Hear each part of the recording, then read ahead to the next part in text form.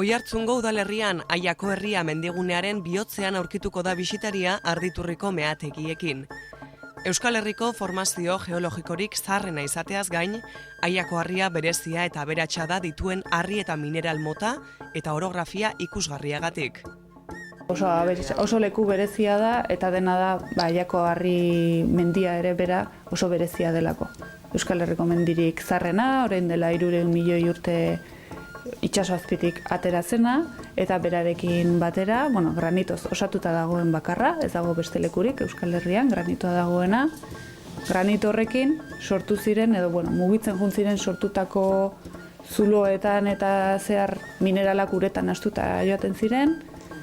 Batolito edo magma hori, bolsa magmatiko bat. Mineral hori gogortu eta filoiak edo betak sortu ziren, zainak. Beta horiek arbelez inguratu ziren. Mineraletan aberatsa den formazio geologiko hori ustiatu du gizakiak gizaldi askotan zehar. Gizakiaren presentzia eta mineralen ustiaketa erakusten duten aurkitutako aztarna zaharrenak duela 2000 urtekoak dira, erromatarren garaikoak. Pentsatzen da aurretik ere lan egin dela, hemen mehatzaritzan, baina lehenengo aztarnak erromatar garaikoak dira. Erromatarrak zilardun galena lortu nahi zuten, zilarra lortzeko, berun pixkat ere lantzen zuten, baina batez ere zilarra. Txamponak, bitxiak eta aberatsak lortzeko azkenean. Beraiek lanean egon ziren 400 bat urte edo, eta gero erdi aroan hasi zen berriro lanean, burnia lantzeko garai horretan, horregatik ola asko egon ziren hemen, zonalde honetan, oso aberatsa izan zen, Oiartzungo ibaiaren inguruan, bateon bat gelditzen dela, baina ja etxe bizitza moduan. Erdi Aroan Arditurri ustiatzeari utzi zitzaion eta etenaldi bat egon zen ariketa 18. mendean sartu ginen arte. Mineraletan aberatsa den toki horri etekina ateratzeari ekin zioten berriz ere. Izan ere, meategi gehienetan mineral bakarra ustiatzen bada, Arditurritik 4 mineral desberdin ateratzera iritsi dira garai berean. Formazio geologiko berezia delako eta mineraletan aberetsenetarikoa. Historian zehar ustiatu diren mineralak, kaltzita, burnia, beruna eta manganesoa. Orduan 6 familia hasi zen lanean, erregeak bidali zuen onera inspektore bat, Juan Guillermo Talaker, ingeniero alemaniar bat, bere izan zen berez erromatar garaiko aztarna horiek aurkitu zituenak. Eta berari esker dakigu, beraiek hemen egon zirela. Juan Guillermo Talakerrek aurkitutako erromatarren aztarna horien gainean jarraitu zen gerora ustiaketak eta estandak egiten. Talakerrek 15 kilometro luze zituen aztarnak aurkitu bazituen, 15 kilometro horien eren bat besterik ez dute aurkitu. Gehiena desagertu egin zelako. Dinamitarekin lanean hasi ziren, modu industrialagoan esan dugun bezala, fluorita ateratzen hasi zan baita ere, eta horrela 1984 arte. Enpresa handiagoak etortzen hasi ziren, azkena Asturiana de Zinc. Zinka ateratzen zutelako, blendaren bidez. Eta 84an itxi zen. 1984an itxi zen, bai mineralen ustiaketari dagokionez behintzat Arditurriko meategia. Ordura arte bai, baina urte hartan konturatu ziren etzela errentagarria ura ustiatzen jarraitzea. Jada kanpoko harrobietatik hasiak ziren mineralak ateratzen eta denok dakigu lurrazpian lana egitea kanpoan egitea baino askoz zailagoa eta nekezagoa dela. Garai hartan aurkitu zuten gainera Txilen, zinkean oso aberatsa zen meategi bat, eta horrek ere eragin zuzena izan zuen.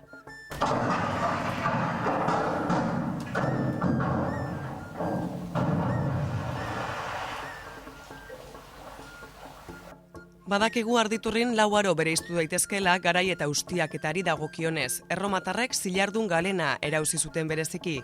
Erdi Aroan burdina. 18.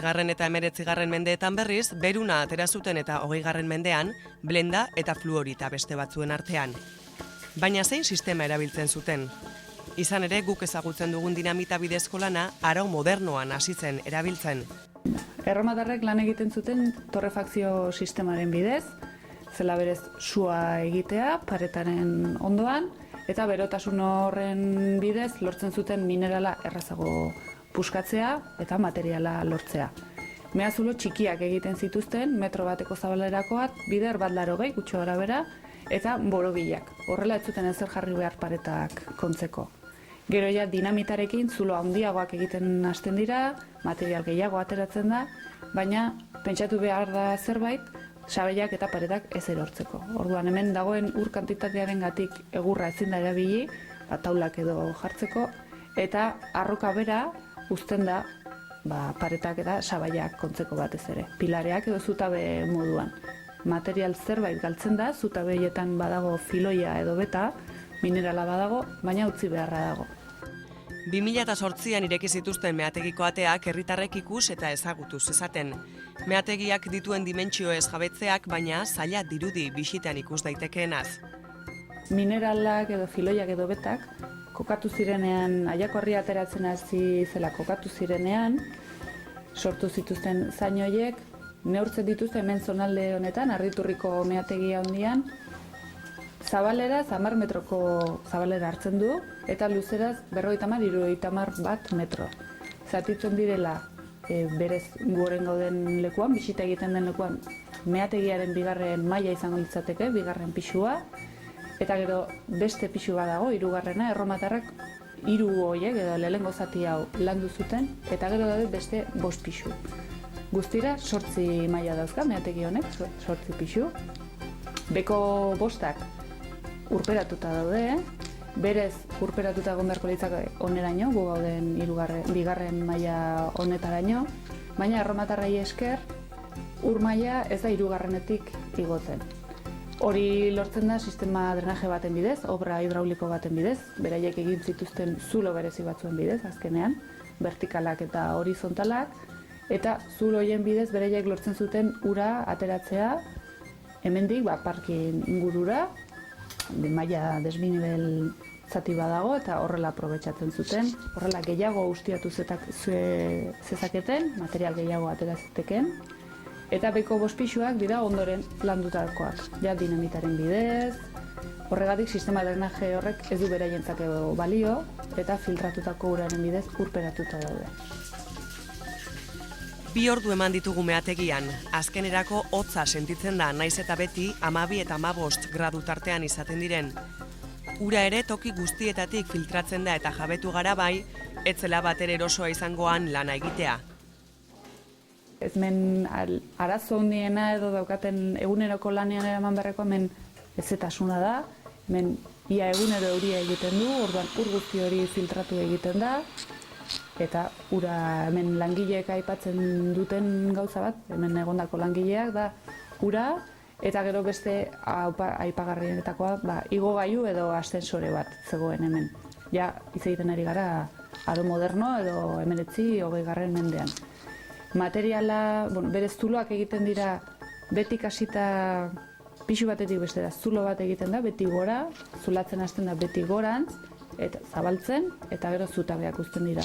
Material guztia maldan bera erortzen da, jaso egiten da kargaderoen bidez, berez tolba edo enbutu antzeko batzuen bidez, eta kargatzen dituzte maila bakoitzean dauden bagoneta batzuk. Trenbide txiki batzuk azkenean, bagoneta horiek bete eta horiek ziren igogailura eramaten zirenak. Eta materiala horrela kanporatzen zen. Azkenean pisu desberdinetako etxe batean bezala. 2000 urtez ustiatu diren meategi batzuek orografia aldatu ez ezik, herri baten izaeran sekulako eragina izan dute. Ekonomian, gizartean, zein bailarako jendearen egunerokoan izan du zeresana meategiak. Kanpoaldean, garai bateko langileen etxe bizitza izan zirenak zutik diraute, denboraren joanaren zantzuak nabarmenak badira ere. Meategiko lana ez da amaitzen mineralak lurrazalera ateratzen direnean. Minerala ateratzen zen meategitik eta tratamendu plantan puskatzen, zatitzen, banatzen juten ziren mineral desberdinak, 4 mineralak nahastuta daudelako, filoi edo beta horretan, eta gero bakoitzak bere teknika behar zuen.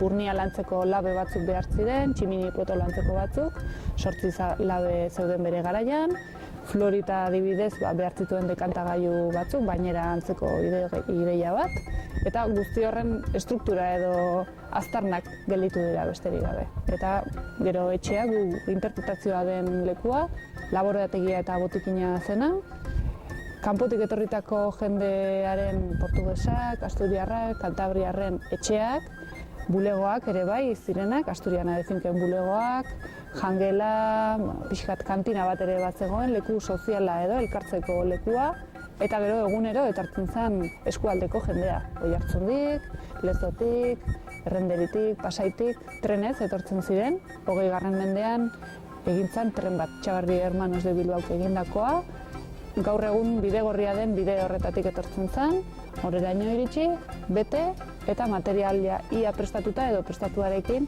pasairaino berriro. Hanportua, Kaputxinoseko fundizioa eta bere bidea jarraitzeko material guzti hori. Meategiak bisitatzea abenturazko bidaia baten modukoa da. Lurraren barrunbeen misterioek zirraraz beteko gaituzte, eta pasabide horietan 2000 urtetan zehar lanean aritu diren gizon emakumeen lana dagoela pentsatzeak oilo ipurdia ipini digu. Meategiak ezagutu nahi?